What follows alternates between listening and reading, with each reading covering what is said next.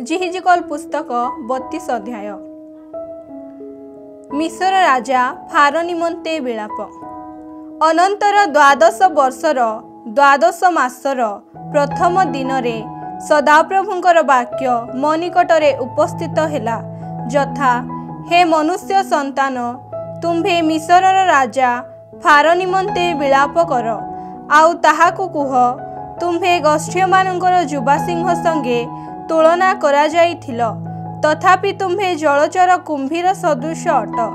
पुणी तुम्भे आपणा नदी समूहर जल अतिक्रम करी व आपणा पादरे जहलाई सेमानंकर नदी समूह को गलिया करिअछ। प्रभु सदाप्रभु एही कथा कहंती, आम्भे अनेक गोष्ठीर एक समाज नेई तुम्भ उपरे आंभ जाल प्रसारिबा व सेमाने आंभ जालरे तुम्भको उपरको उठाए व सेमाने आंभ जालरे तुम्भको उपरको आनिबे।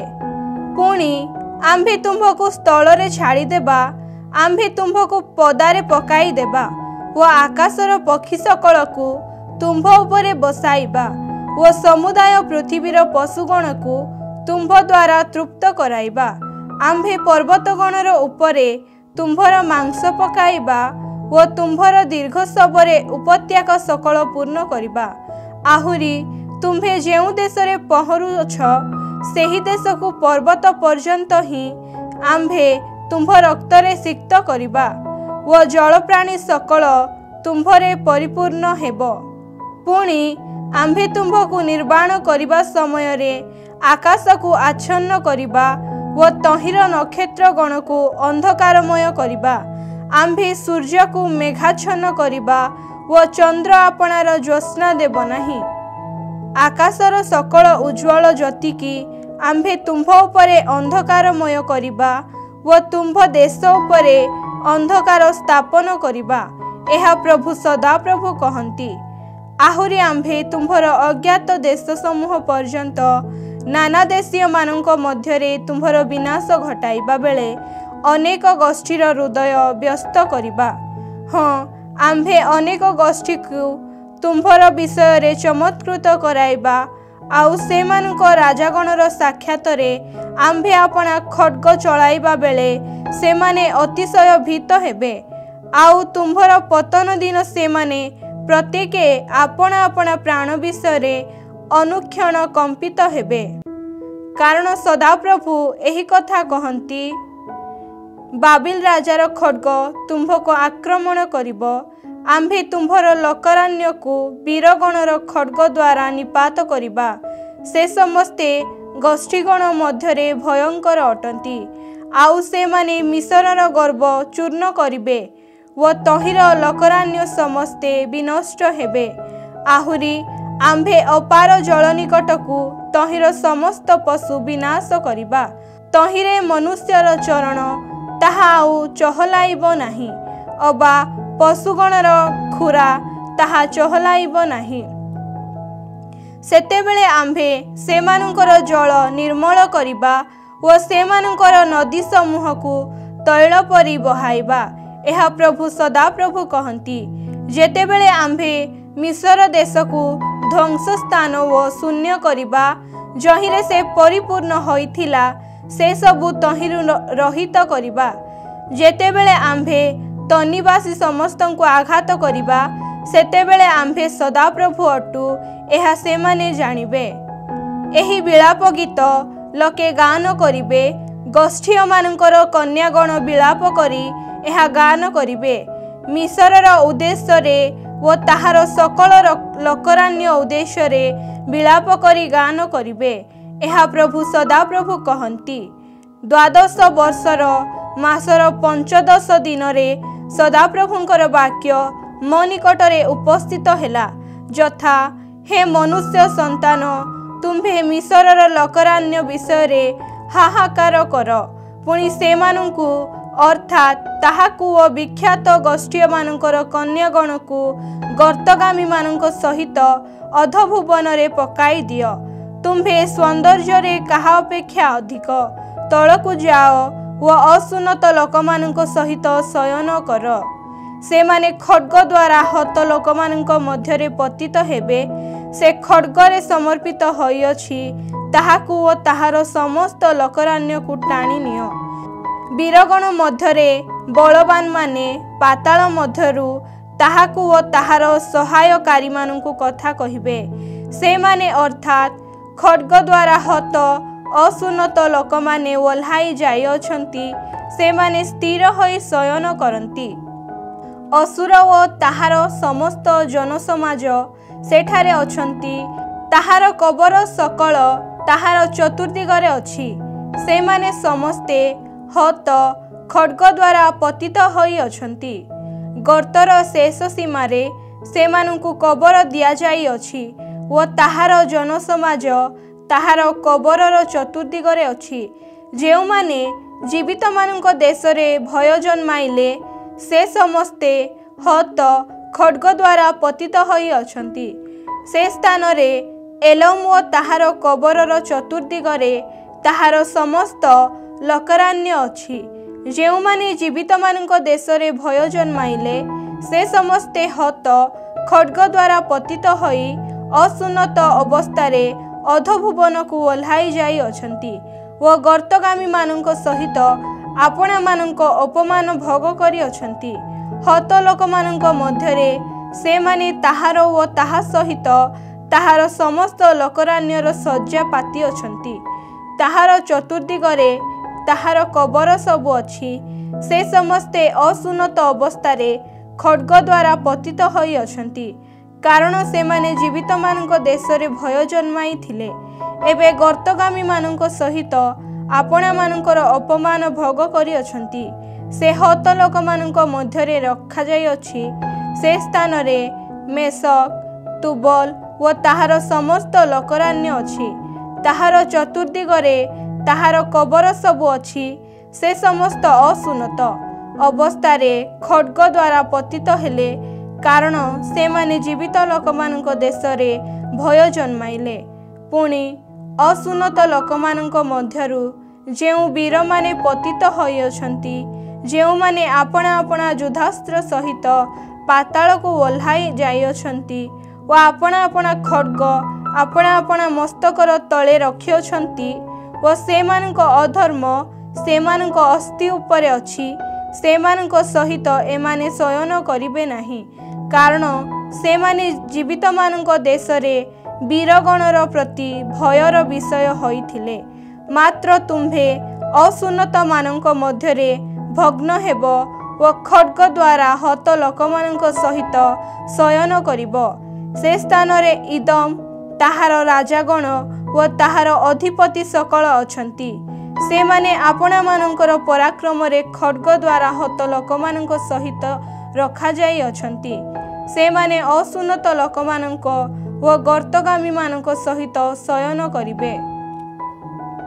से स्थान रे उत्तर देशीय अधिपति माने से मानकर समस्ते ओ जावतीय सिदनीय लोक अछंती। से माने हत लोक मानक सहित ओल्हाई जाई अछंती। से माने आपणा मानकर पराक्रम द्वारा जेउ भय जन्माइले तही विषय लज्जित होई अछंती।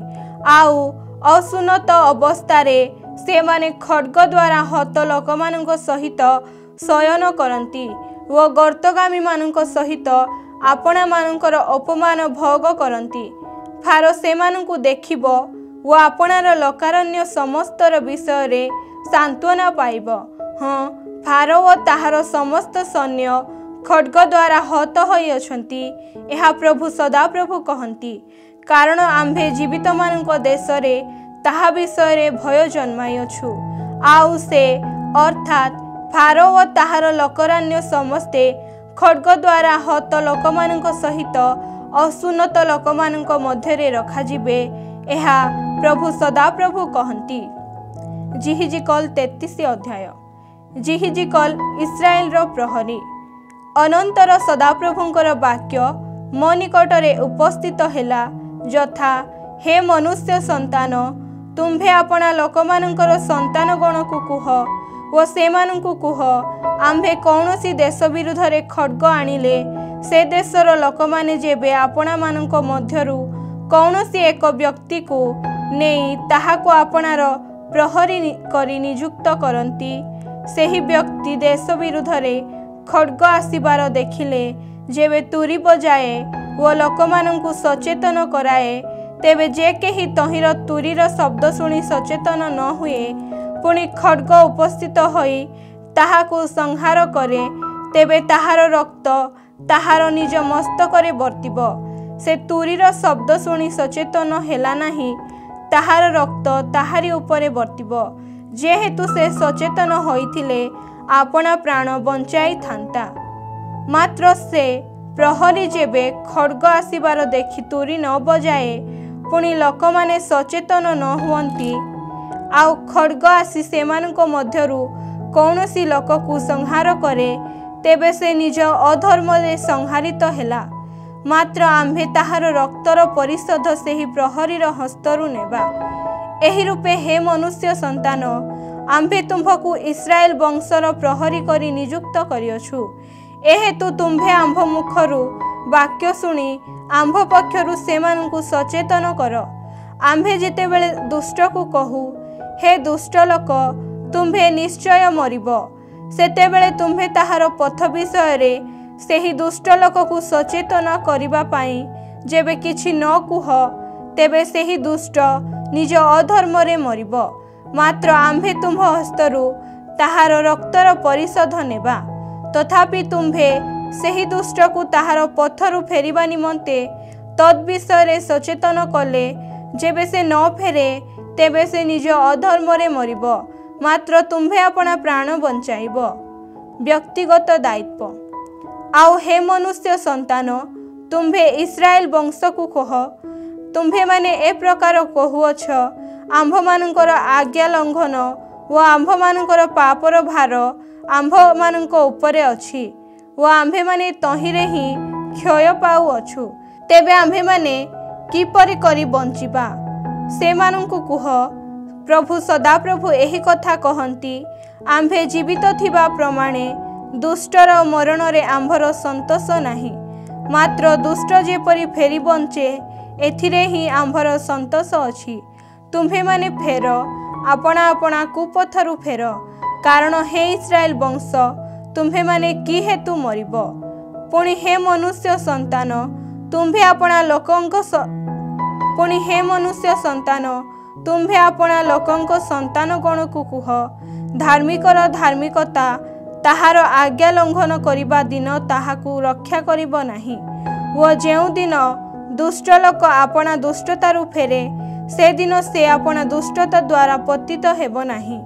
କିମ୍ବା ଧାର୍ମିକ ଲୋକ ଯେଉଁଦିନ ପାପ କରେ, ସେଦିନ ସେ ଆପଣା ଧାର୍ମିକତା ଦ୍ୱାରା ବଞ୍ଚିପାରିବ ନାହିଁ। ସେ ଅବଶ୍ୟ ବଞ୍ଚିବ। ଏହି କଥା ଆମ୍ଭେ ଧାର୍ମିକକୁ କହିଲେ, ସେ ଯେବେ ଆପଣା ଧର୍ମରେ ନିର୍ଭର ରଖି ଅଧର୍ମ କରେ, ତେବେ ତାହାର କୌଣସି ଧର୍ମକର୍ମ ସ୍ମରଣ କରାଯିବ ନାହିଁ, ମାତ୍ର ସେ ଯେଉଁ ଅଧର୍ମ କରିଅଛି ତହିଁରେ ହିଁ ସେ ମରିବ। ପୁନଶ୍ଚ ତୁମ୍ଭେ ଅବଶ୍ୟ ମରିବ। ଏହି କଥା ଆମ୍ଭେ ଦୁଷ୍ଟ ଲୋକକୁ କହିଲେ, ସେ ଯେବେ ଆପଣା ପାପରୁ ଫେରି ନ୍ୟାୟ ଓ ଧର୍ମାଚରଣ କରେ, ସେହି ଦୁଷ୍ଟ ଲୋକ ଯେବେ ବନ୍ଧକୀ ଦ୍ରବ୍ୟ ଫେରାଇ ଦିଏ, ସେ ଯାହା ଅପହରଣ କରିଥିଲା ତାହା ପରିଶୋଧ କରେ, କୌଣସି ଅଧର୍ମ ନ କରି ଜୀବନଦାୟକ ବିଧିରୂପ ପଥରେ ଚାଲେ, ତେବେ ସେ ଅବଶ୍ୟ ବଞ୍ଚିବ, ସେ ମରିବ ନାହିଁ। ତାହାର କୃତ କୌଣସି ପାପ ତାହା ବିରୁଦ୍ଧରେ ସ୍ମରଣ କରାଯିବ ନାହିଁ। ସେ ନ୍ୟାୟ ଓ ଧର୍ମାଚରଣ କରିଅଛି, ସେ ଅବଶ୍ୟ ବଞ୍ଚିବ। ତଥାପି ତୁମ୍ଭ ଲୋକଙ୍କର ସନ୍ତାନଗଣ କହୁଅଛନ୍ତି, ପ୍ରଭୁଙ୍କର ପଥ ସରଳ ନୁହେଁ, ମାତ୍ର ପ୍ରକୃତରେ ସେମାନଙ୍କର ପଥ ସରଳ ନୁହେଁ। ଧାର୍ମିକ ଲୋକ ଆପଣା ଧାର୍ମିକତାରୁ ଫେରି ଅଧର୍ମ କଲେ ସେ ତହିଁରେ ହିଁ ମରିବ। ପୁଣି ଦୁଷ୍ଟ ଲୋକ ଆପଣା ଦୁଷ୍ଟତାରୁ ଫେରି ନ୍ୟାୟ ଓ ଧର୍ମାଚରଣ କଲେ ସେ ତହିଁରେ ବଞ୍ଚିବ। ତଥାପି ତୁମ୍ଭେମାନେ କହୁଅଛ, ପ୍ରଭୁଙ୍କ ପଥ ସରଳ ନୁହେଁ। ହେ ଇସ୍ରାଏଲ ବଂଶ, ଆମ୍ଭେ ତୁମ୍ଭମାନଙ୍କର ପ୍ରତ୍ୟେକ ଲୋକକୁ ତାହାର ଆଚାର ବ୍ୟବହାର ଅନୁସାରେ ବିଚାର କରିବା। ଜେରୁସାଲେମ ପତନର ସମ୍ବାଦ।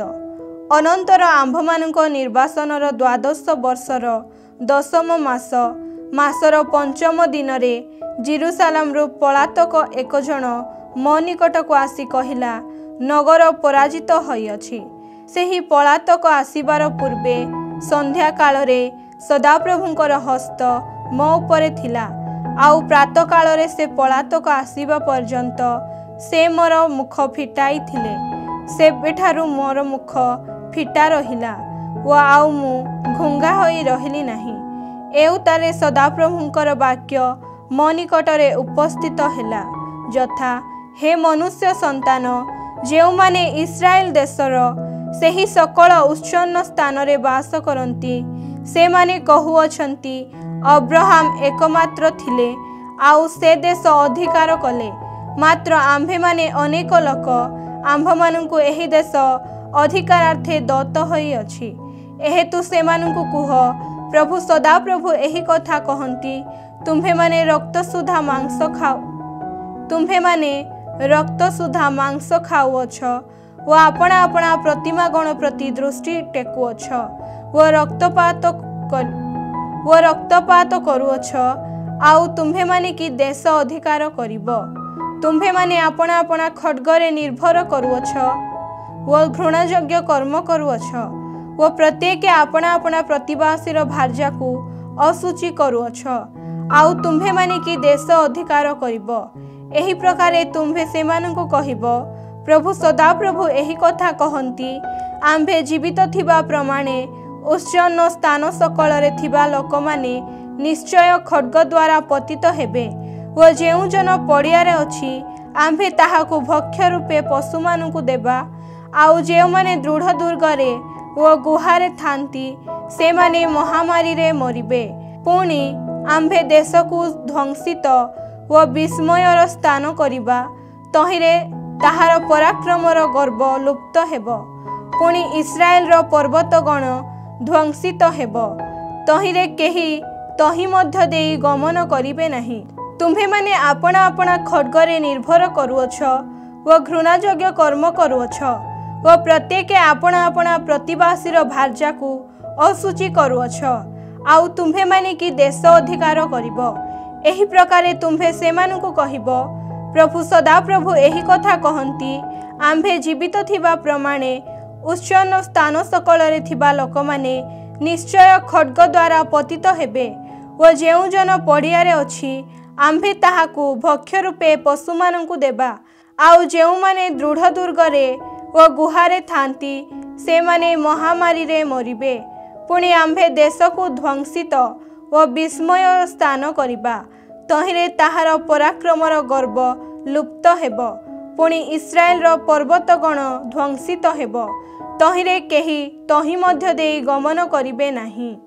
आम्भे सेमानंकर कृत सकल घृणायोग्य क्रिया सकाशु जेतेबेले देशकु ध्वंसित व विस्मयर स्थान करिबा, सेतेबेले आम्भे जे सदाप्रभु अटु एहा सेमाने जानिबे। भाववादी वार्तार परिणाम। पुणी हे मनुष्य संतान, तुम्भ लोकंकर संतान माने कांथ निकटरे व गृह मानंकर सकल द्वार देशरे तुम्भ विषय कथबार्ता करती। आउ एक कुआरेक प्रत्येक आपणा भ्राताकु कहंती, आस आम्भे माने सदाप्रभुंक ठारु आगत कथा शुणु। पुणी से माने लोकमानंक परि तुम्भ निकटकु आसंती व आम्भ लोकंक परि तुम्भ सम्मुखरे बसंती व तुम्भ कथा शुणंती, मात्र ताहा पालन करंती नाही। कारण से माने मुखरे बहुत प्रेम देखांती, मात्र सेमानंकर अंतकरण सेमानंकर लाभर अनुगामी हुए। आउ देख, जहार मधुर स्वर अछि वो जे उत्तम रूपे वाद्ययंत्र बजाई पारे, एपरि लोकर अति मनोहर गीत स्वरूप तुम्भे सेमानंक निकटरे अट। कारण सेमाने तुम्भर कथा शुणती, मात्र ताहा पालन करती नाही। पुणी एहा जेतेबेले घटिब, देख घटिबार निकट हेलाणी, सेतेबेले सेमानंक मध्यरे जे जणे भविष्यत वक्ता थिले, एहा सेमाने जानिबे।